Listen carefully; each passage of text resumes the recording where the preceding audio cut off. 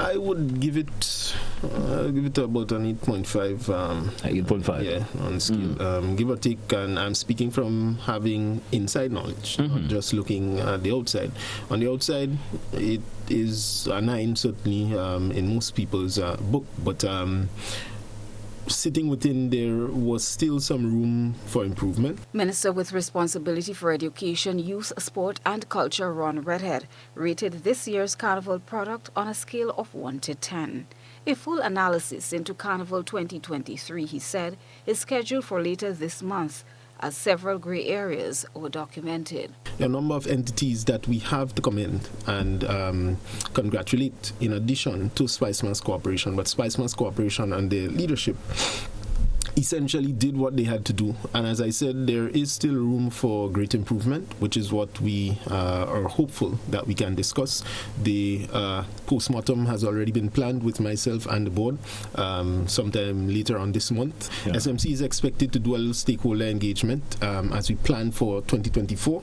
Remember, it's the 50th, so we are looking forward to great things and the general improvement of the quality of the product that we advertise when Carnival comes. Minister Redhead highlighted aspects of the Carnival product he believes need restructuring. From a logistics standpoint, we have to improve that in terms of start time, in terms of the duration of shows, etc. That was very apparent as a drawback or gray area that we have to improve upon, meaning that the coordination and management of the various events has to be a bit more tighter and a bit more organized. The start time for Juve, whether or not we want to bring it earlier, would that pose a problem for the RGPF to be able to monitor in the dark of the night, that kind of thing? So you have to take all of these things into consideration.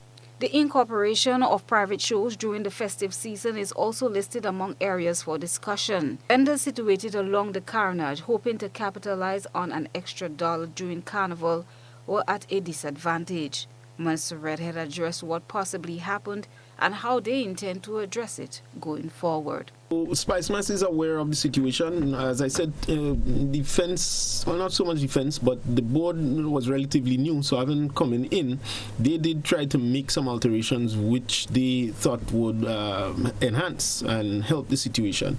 But as with the trial and error in this instance, it didn't really turn out the best. But the issue is not to say that Spicemas is attempting to ignore the vendors and is deliberately doing that. This is just how the events flowed. What happened is that either through exhaustion or what, the majority of the crowd did not finish routes. So you had a situation in which the stop-off generally was around Tropicana, right? Generally on Port Highway. People didn't go beyond that very much. So then you had that challenge. What we need to do is to decide whether we bring up the route somewhat to compensate for a further tagging along, so that when we place vendors or give authorization for vending in locations on the carnage, etc., they can actually capitalize on people coming in and purchasing the product. Christina John, GBN.